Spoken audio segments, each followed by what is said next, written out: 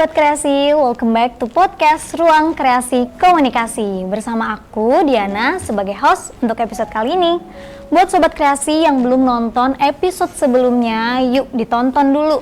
Karena banyak sekali ilmu dan informasi yang bakal kalian dapat dari podcast Ruang Kreasi Komunikasi. Nah, untuk episode kali ini, kita akan membahas tentang production value nih. Wow, untuk membahas tentang apa sih itu production value, kami telah menghadirkan seorang narasumber yang bergelut di bidang produksi media. Oke, siapa lagi kalau bukan Kak Jody dari Banoa Creative Factory. Halo Kak, jeng jeng. Oke, Kak Jody apa kabar? Alhamdulillah baik. Alhamdulillah. Silakan deh Kakak perkenalan dulu ke Sobat Kreasi di rumah, sama bilang juga nih Kak, sekarang kesibukannya lagi apa aja nih? Ya, halo, aku Jody Ardi dari Banoa Kreatif di divisi Production Assist. Nah, untuk kesibukan sekarang ya layak ke Production Assist. Ya, kita lagi nyiapin beberapa ibaratnya onsetnya buat pekerjaan di bulan depan. Berarti mempersiapkan. Ya. Wow, udah ada dari bulan depan juga. Praproduksi ya, Wow. masuk tahap praproduksi ini. Oke, nah sekarang kita langsung aja ngebahas nih Kak ya. Nah, menurut Kakak nih, apa sih sebenarnya production value itu? Production value ya? Ya kalau di Indonesia kan produksi nilai produksi.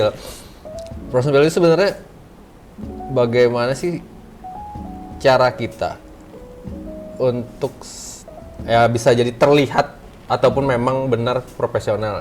Profesional dalam artian kita mengetahui sebenarnya job desk kita seperti apa, pekerjaan kita seperti apa, permintaannya seperti apa dari si klien. Habis itu setelah itu kan ya kita gimana nih caranya dari permintaan klien kita bahasanya transmisi itu kita rubah untuk menjadi visualisasi yang sesuai dengan keinginannya.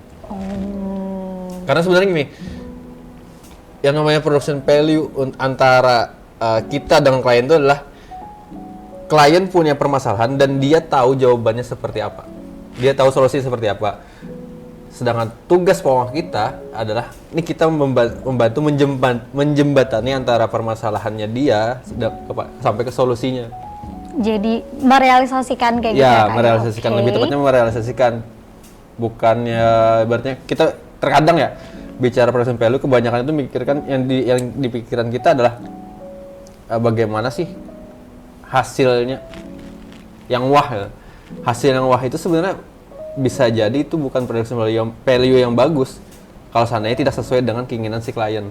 Oh, jadi intinya memang terlebih kepada kepuasan klien ya, Iya, daripada lebih ke arah situ sih. hasil yang wah begitu. Oke, nah sekarang nih apa sih seberapa penting nih production value itu buat seorang pelanggan ataupun yang memproduksi, apa sih klien sebutannya? Ya, anggaplah klien. Oke. Orang yang manggil kita. Iya, begitu. Kalau bicara tentang seberapa penting ya penting banget. Penting banget dalam artian kayak gini. Kita jarang notice ya production value itu sebenarnya seperti apa. Ini misalnya contoh nih. Tadi kan aku udah bilang aku di bagian production assistant dan sekarang lagi ngelakuin untuk persiapan project yang di bulan depan. Nah, itu sudah masuk production value kita. Kita melakukan persiapan itu sudah salah satunya. Tapi persiapannya seperti apa, yang detailnya seperti apa itu tergantung dengan project apa yang mau kita kerjain. Jadi memang sebenarnya sangat pentingnya Kak ya, karena mulai harus mempersiapkan itu emang dari pra-nya aja itu udah dipersiapin gitu. Iya. Nah, ini tergantung divisi masing-masing tuh. Divisi kamera nyiapinnya apa. Habis itu kalau bisa bikin shootlist. Kalau bisa ngelakuin reki itu reka adegan kan misalnya, atau survei segala macam, itu udah di-notice semua. Ada job desk mereka masing-masing juga ya Kak ya, dan tentunya buat klien tadi itu juga untuk kepuasannya sendiri. Ya.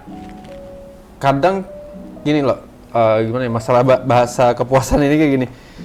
Ada memang beberapa klien yang tidak ingin tahu dengan proses kita. Betul. Dan ada yang biasanya yang ya kayak kalau dianggap pecicilan sih enggak sih, tapi lebih ke arah ini gimana nih, udah sampai mana nih gitu. Kadang ada yang nanya itu. Kalau masalah kita bicara antara kepuasan, ya kepuasan itu adalah di hasil ibarat kata itu, ini klien puas dari segi apa? Apakah yang diinginkannya terrealisasi, ataukah kita bisa memberikan yang lebih lagi? Itu tergantung dari kitanya. Dari kita dalam artian kita nih mau nyiapin yang ke arah mana nih. Oke. Nah, kan tadi production value ini udah tahu ya Sobat Kreasi itu penting banget gitu. Nah, sekarang untuk Kak Jody bisa nggak sih ngasih tips gimana caranya supaya karya kita itu memiliki production value yang tinggi? Tips ya, production value yang tinggi ya.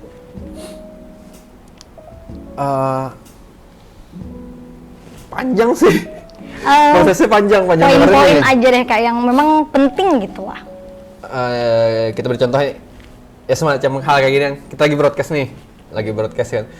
Salah satu production value-nya ya onsetnya gimana?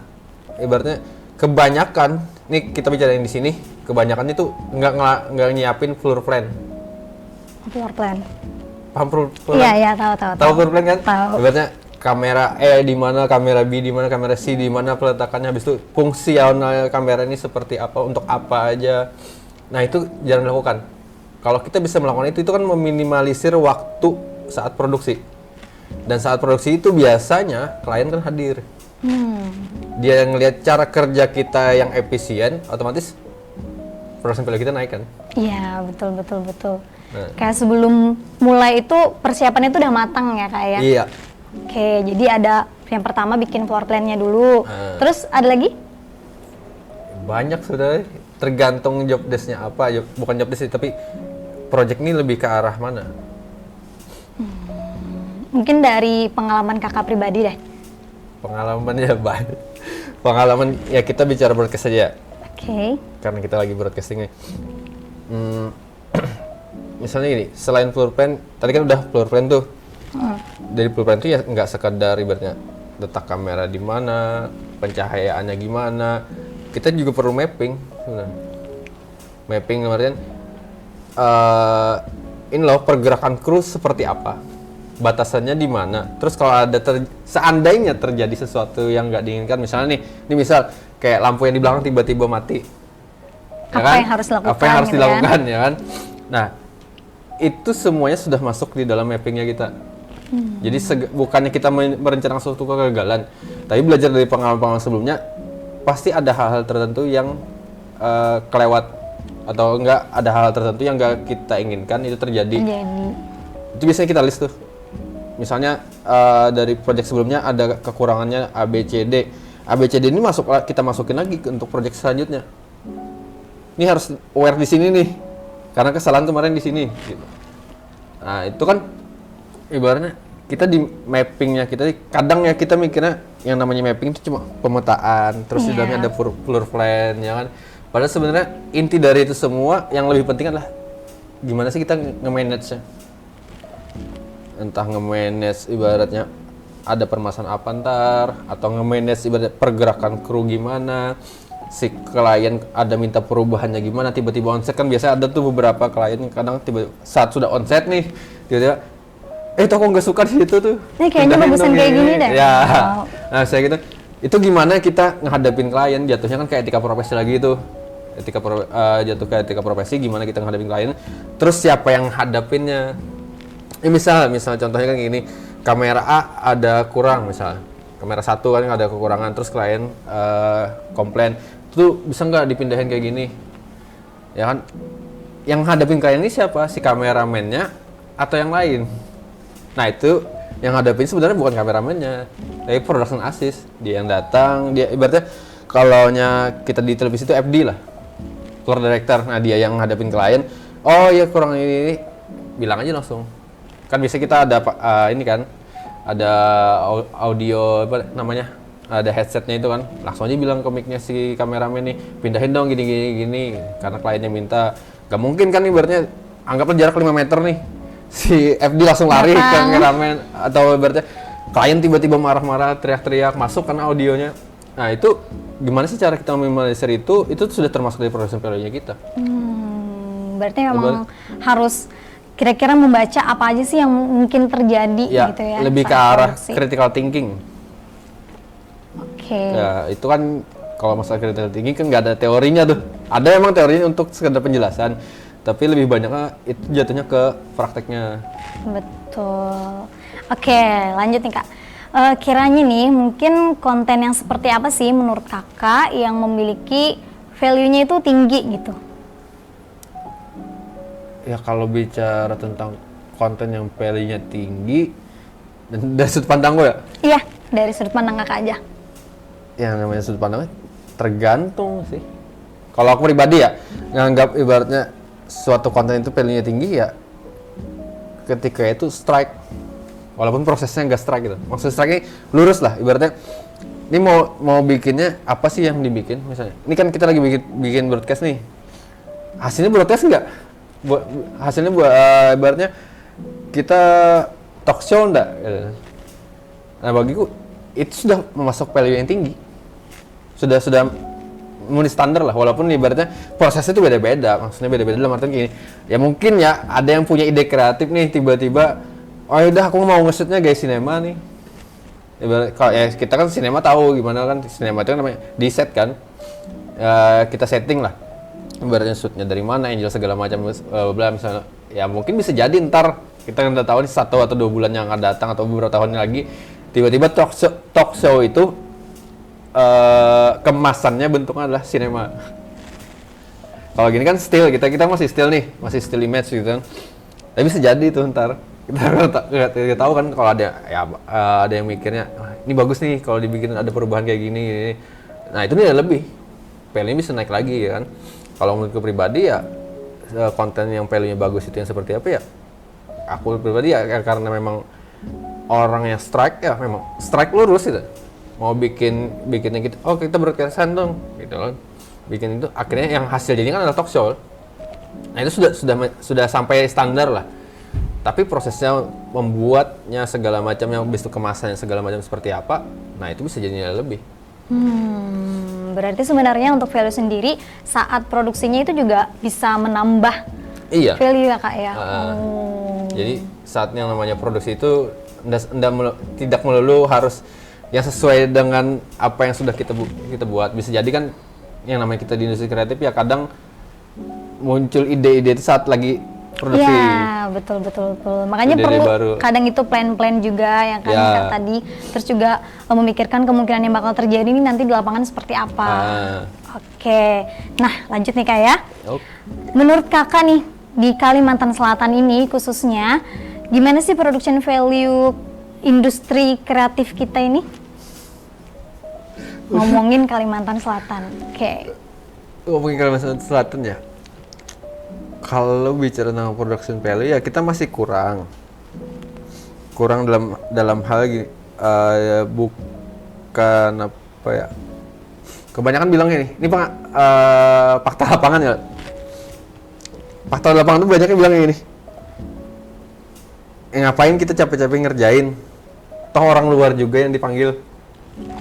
Mindsetnya udah kayak gitu ya. Nah itu sebenarnya mereka kadang bukan mereka ya, termasuk kami ya bilang gini, ngapain sih berarti orang luar yang dipanggil, kan kita ada di sini. Yang jadi permasalahan adalah kita kelihatan nggak di sini, nilai lebih apa yang bisa kita berikan supaya terlihat. Nah itu yang jadi permasalahan kebanyakan di sini adalah saat mengerjakan sesuatu itu lebih ke arah kita pakai gear apa nih, kita pakai gear apa, terus ibarat kata tuh yang paling jarang ya nih, paling jarang dilakukan briefing sama klien. Iya betul. Paling sekali, anggaplah nih si A minta, oh aku pengen jadi kayak gini, oke siap. Seminggu kemudian tiba, ini naskahnya. Ngasih ke klien kan, ngasih naskah ke klien nih, klien baca, udah selesai, kerjain produksi selesai. Cuma sebatas itu, nggak ada yang ibaratnya interaksi yang lebih dalam artian kayak gini. Saat kita kasih naskah, kita jelasin nih kan naskah itu teks kan. Kita jelasin, ini visualisasinya seperti ini loh, gambarannya bakal yang terjadi itu kayak gini, bla bla bla bla. Kalau bisa ya, kalau memang ada ilustrator ya, si ilustrator yang gambarin dulu still image gimana. Jadi akhirnya ini acuan hasil jadinya ntar seperti ini. Nah itu jarang di sini. Kebanyakan lebih berpikirnya lah hasil yang bagus, hasil yang wah itu berasal dari gear yang bagus, gear yang mahal. Jarang ada yang mikirin, ini skillku udah sampai mana nih? Iya. Terus etika profesiku gimana nih? Etikaku saat bekerja gimana? Saatku istirahat, saat berteman segala macam itu gimana? Jarang ada yang mikir sampai ke situ. Terus juga, dan ini hampir yang ku tahu 80-90% nggak punya legalitas. Nggak punya legalitas dan pada akhirnya klien mundur. Mundur kenapa? Ya toh kami minta kerjakan, tapi berkas kamu nggak ada. Gimana pelaporan pajaknya, gimana laporan kami ke atasan kami misalnya. Nah karena legalitas nggak ada, berkas nggak lengkap, ya terus kebanyakan klien mundur. Nah itu salah satu production value ya yang paling kurang di sini. Sayang banget ya kita. Aduh, semoga production value di Kalimantan Selatan bisa lebih meningkat lagi deh. Amin. Untuk ke depannya, amin. Karena tadi yang pertama mindsetnya tadi perlu diubah tentang yang kalau misalkan kita mau dilihat, ya udah kita harus menghasilkan karya yang bagus juga. Ya. Harus dalam konteksnya bukan bagus yang benar-benar bagus ya, tapi dalam tanda kutip bermutu lah. Betul. Kan production value tadi tercapai begitu. Ya. Oke, ada lagi nih nggak yang mau disampaikan oleh kakak? Silahkan dulu. Sampaikan ya. Mungkin saran-saran juga buat para industri kreatif kita di Kalimantan Selatan. Sebenarnya lebih ke arahnya kayak gini. Kita bicara produksi itu bukan untuk mengejar hasilnya. Hasil dalam artian ini hasil yang seperti apa nih, jadinya masaknya seperti apa. Tapi kita bicara produksi artinya kita mulai dari pra-produksi, dari persiapannya seperti apa segala macam itu kan kebiasaan nih kalau di tempat kita itu ada SOP-nya. Sudah kita ketemu sama klien itu kami bikin biasanya kreatif brief. Kreatif brief itu semacam ya kita nge-briefing si klien nge-briefing dalam artian gini, pendalaman lah, lebih mendalami klien. Ini kan biasanya kita kalau mau klien kenalan, ya kan, kenalan habis itu klien bilang, "Oh, aku mau bikin kayak gini, bisa nggak?" Kita bilang pasti bisa, kata kita kan. Iya. Tapi kita kurang mendalami dalam artinya contoh, nyanggap si klien siapa, asalnya dari mana, pekerjaannya apa segala macam. Ya memang itu nggak penting ya kan. Ibarat kata biodata lah. Itu kan nggak penting, kebanyakan orang nganggapnya nggak penting, tapi kalau di kami itu penting. Berpengaruh juga ya kak? Ya jatuhnya adalah ke psikologis nih, psikologisnya dalam artian ini hasil jadi ini gimana sih cara menuju hasil jadi, sedang kalau kita nggak kenal sama si klien nih. Nah dari situlah akhirnya misalnya kalau kita klien minta bikinin iklan, kita nggak kenal sama si klien, nggak tahu produk apa yang mau dibikin, hasilnya gimana? Susah ya kan? Ya kan? Nah itu yang masih kurang di sini, dan saran selain belajar di internet, selain belajar ibaratnya secara otodidak, ya setidaknya carilah mentor. Cari mentor untuk belajar, dalam artian mentor ini bisa siapapun itu. Entah teman sharing yang lebih tua atau anak kecil pun bisa jadi mentor kita. Dalam artian anak kecil itu bebas loh, pikirnya bebas, nggak ada masalah segala macam, otomatis lebih kreatif sebenarnya daripada kita. Betul. Nah itu yang utama lagi ya, kalau memang ada dana, kalau aku pribadi ya tanya aja sama orang-orang yang dekat aku, sama yang setiap kali ketemu sama aku, tanya aja, pernah nggak aku jor-joran invest ke alat, ke gear? Aku kalau punya dana itu lebih arahkan ikut seminar, ikut kelas segala macam. Buat belajar ya. Buat belajar. Karena bagiku aset utama aku bukan di gear, bukan di alat. Itu semua bisa rusak. Tapi aset utama aku adalah skill, kemampuanku. Betul. Kalau ya bahasanya gini. Siapapun yang menggunakan kamera profesional itu hasilnya pasti bagus. Karena harganya mahal, fiturnya lengkap ya kan? Iya juga sih ya. Tapi beda halnya dengan ketika kita mempunyai kemampuan, mau apapun yang kita gunakan, itu pasti menghasilkannya bagus. Bagus, iya. Karena udah ada skillnya, udah ada kemampuannya. Ya, Betul. ditambah lagi, kalau bisa ya attitude lah. Etika profesi kita gimana? Dalam artian contoh etika profesi gini, saat ada deadline, terlambat nggak? Saat produksi syuting, misalnya ada syuting itu terlambat nggak datang? Atau pengerjaannya molor nggak? Kadang kan pasti ada permasalahan, pasti ada ibaratnya halangan lah saat kita produksi itu pasti ada kekurangan. Tapi gimana caranya kita problem solving, critical thinkingnya kita gimana nih? Anggaplah produksi cuma waktu 1 jam, tapi ada permasalahan di tengah-tengah syuting tuh baterai habis dan baterai cadangan nggak bawa. Nah itu gimana tuh? Sedangkan produksi itu cuma 1 jam, gimana caranya supaya nggak lewat? Nah, kita perlu critical thinking kan? Perlu pemikiran yang lebih mendalam lagi supaya memecahkan permasalahan ini. Ya anggaplah cari power bank, sekarang kamera hebat ya. Iya. Bisa langsung ke power bank segala macam gitu. Nah, itu kebanyakan ya saran aja kalau kita punya alat ya sayangilah, kenalilah alatnya. Tahu bujur-bujur lah, ibaratnya kita memang benar-benar menguasai nggak sama alat itu. Kadang aku temuan lapangan ya banyak kayak banyak kawan-kawan tuh yang kameranya 30, 40, 50 ya kan. Mahal ya. Tapi Cuma saat ditanya, "Ini kok hasilku kayak gini?" katanya. Kan misalnya nih contoh nih. Kataku, "Itu weight balance salah. Kalau mau hasil kayak gitu ya weight balance ganti." Tiba-tiba dia bilang gini, "Di mana yuk?" Yang bahasa Banjar lah. "Di mana yuk matur weight balance?" Ya aku pasti pikir langsung gini. berarti nggak Itu kamera kenal mahal nih, kamu yang punya, tapi kok kamu nggak tahu di mana tempatnya? Iya. Nyetingnya gimana gitu kan. Kalau nyeting weight balance dia pasti tahu kan, cuma ini letaknya di mana di kamera. Artinya dia nggak kenal sama yang dia pegang. meskipun mahal ya. Ya, ibarat kata di tangan kita ada pedang nih. Di tangan kita ada pedang, kita nggak tahu nih digunain buat apa. Bisa jadi kan tiba-tiba jatuh karena kaki yang putus. Betul. Nah, jadi itu. penting sekali ya Sobat Kreasi untuk kenal dengan alat-alat kalian.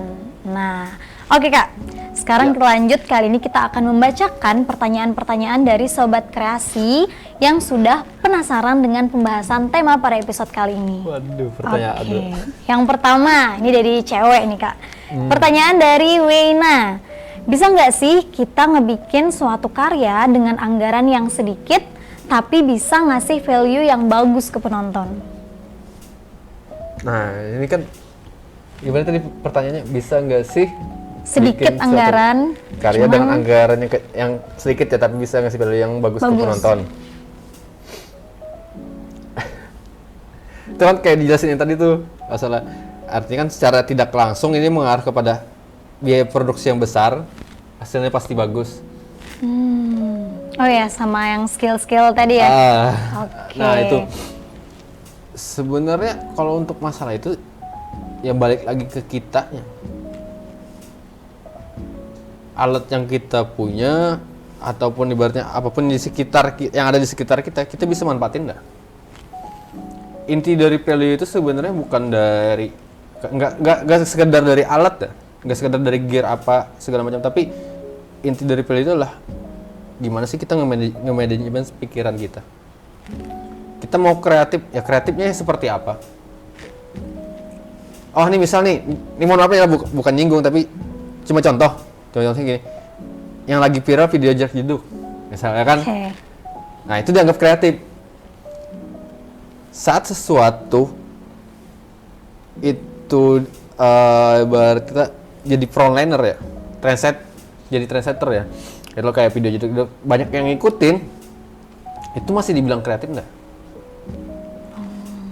Nah sebenarnya kan yang kreatif itu gimana kita ningkatin value-nya kita, itu sebenarnya adalah gimana sih cara kita berpikir. Okay. Kebanyakan orang berpikirnya gini, banyak orang yang berpikirnya ibaratnya gini, terlalu enak di zona nyaman. Dan pada akhirnya susah untuk keluar dari zona nyaman itu. Ya kan, kebanyakan gitu kan.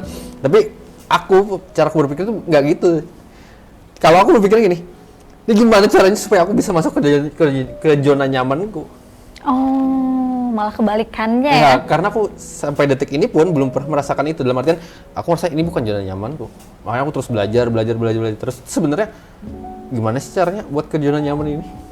Oke. Tapi kenapa orang-orang malah berpikir gimana sih caranya keluar dari zona nyaman? Betul. Karena Ya. malah kebalikannya ya. Dalam artian itu dah sebenarnya value yang kita miliki itu berasal dari pikiran kita. Gimana kita ibarat kita punya ide, dari ide itu kita mau dikemas seperti apa? Dari kemasannya itu kita breakdown lagi. Nih alat yang aku punya apa aja nih? Bisa nggak bikin ide itu terwujud? Kalau seandainya aku nggak ada alat tambahan lain atau nggak ada budget yang lain segala macam, apa nih alternatifnya? Misal ya, kita nge-set lighting, tapi nggak ada settingan nih, mau apa namanya, intensitas cahayanya mau dibikin besar atau kecil ya kan, terang atau gelap gitu nah. Untuk beli alat itu misalnya harganya mahal, nah terus critical thinking-nya kita gimana supaya value-nya tetap di atas tapi anggaran kecil. Ya kita cari diffuser kan, kita modifier nih lampu ini kita modif lah ya, bahasanya kalau bahasa di industri kan dipasang modifier, entah modifiernya seperti apa gitu, entah maunya pakai gel atau mau pakai kertas, pakai tisu segala macam bebas gitu. Nah itu kan artinya dari anggaran yang kecil bisa bikin hal yang sama, bisa bikin hasil yang sama dengan budget yang besar. Itu value-nya kita berarti kan, kita bisa memikirkan hal itu, akhirnya biaya produksi jadi kecil tapi hasilnya maksimal. Berarti tadi intinya sebenarnya bisa aja ya kayak dengan anggaran kecil, cuma tergantung lagi dengan kemampuan kita, terus juga gimana caranya kita buat mengatasi sebuah permasalahan yang caranya itu sangat krusial gitu, dan kita perlu buat ibaratnya taktik gitu juga ya sih Kak? Lebih karena lain, kalau dibilang taktik sih, kalau aku pribadi yang anggap gini, bukan taktik tapi lebih ke arah kenali diri dulu. Nih mohon maaf nih, umur berapa? 20 berapa? 21. Nah 21 kan masuk Gen Z kan? Iya. Sedang Awan ini masuk kepala 3, sudah di kepala 3. Itu kan kami milenial gitu. Itu ada transisi antara milenial dan Gen Z. Jadi kalau aku pribadi, aku lihat anak-anak sekarang, bukan anak-anak sih, tapi Gen Z lah, anggap Gen Z.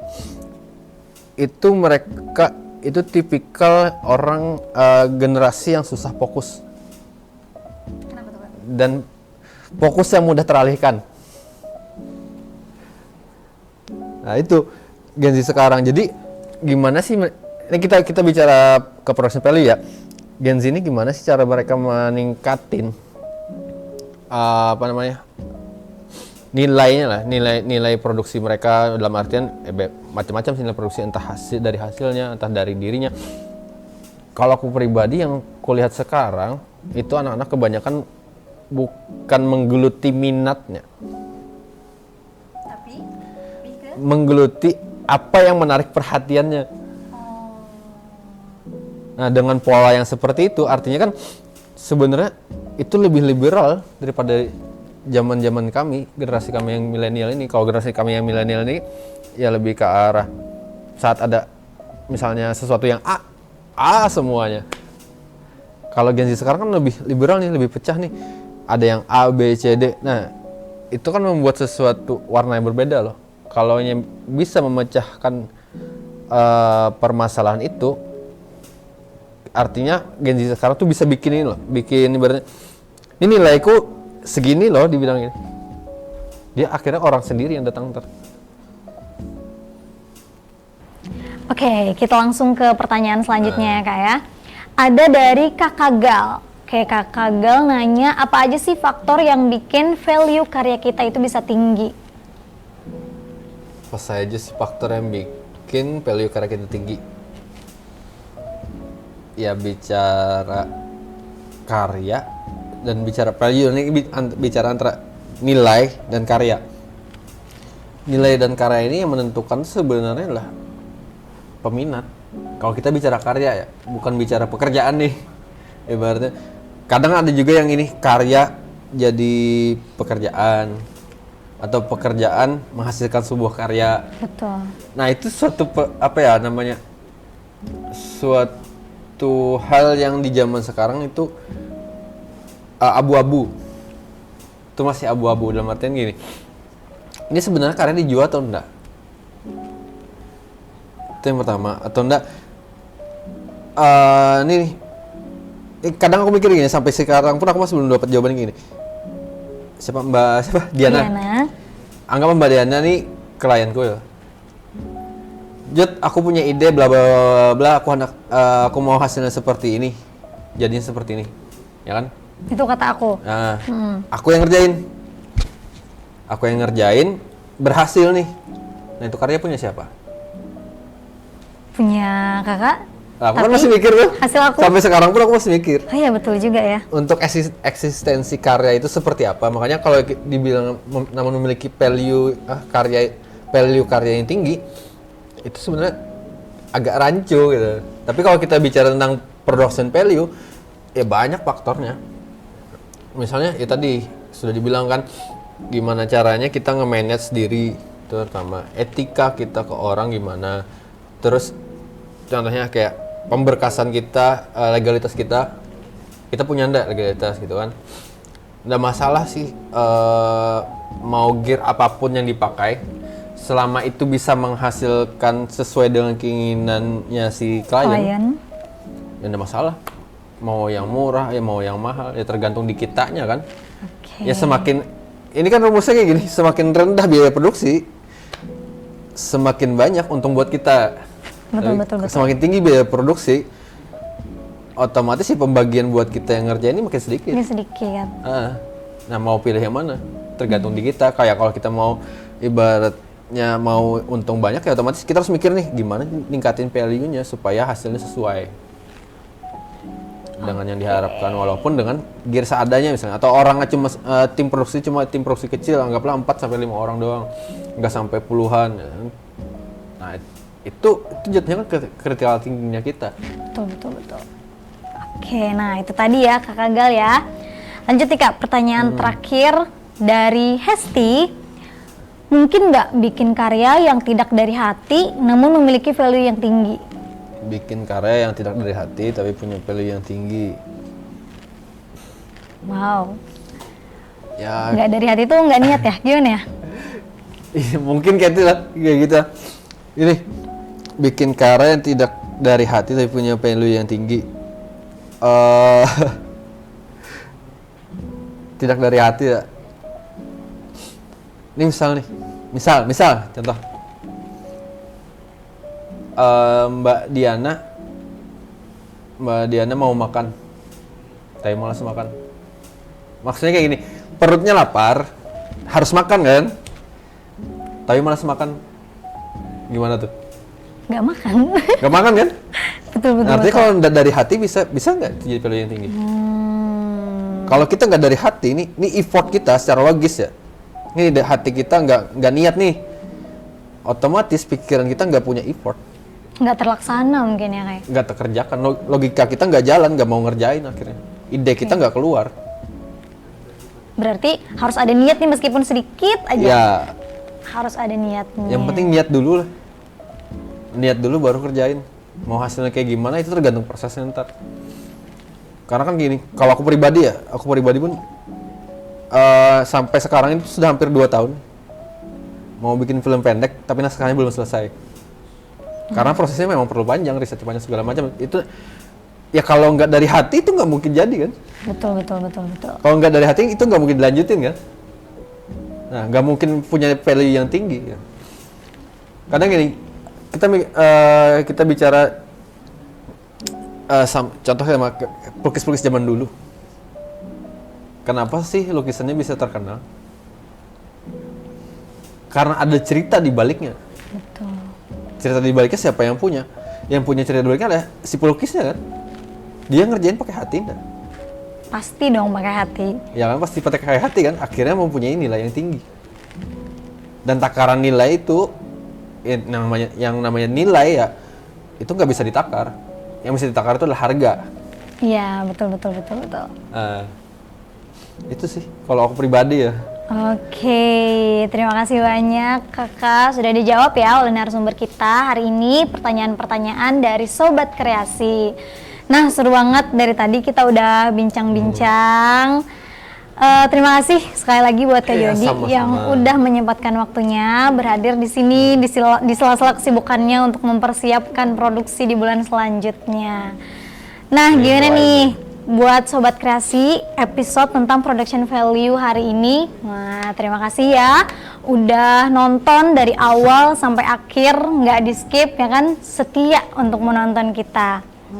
Dan buat Sobat Kreasi jangan lupa jaga kesehatan, Kak Jody juga ya, siapa tahu ntar diundang ke sini. Buat tim RKK juga jaga kesehatan supaya bisa menghasilkan ruang kreasi komunikasi dan memberikan informasi lagi deh banyak-banyak kepada Sobat Kreasi di rumah.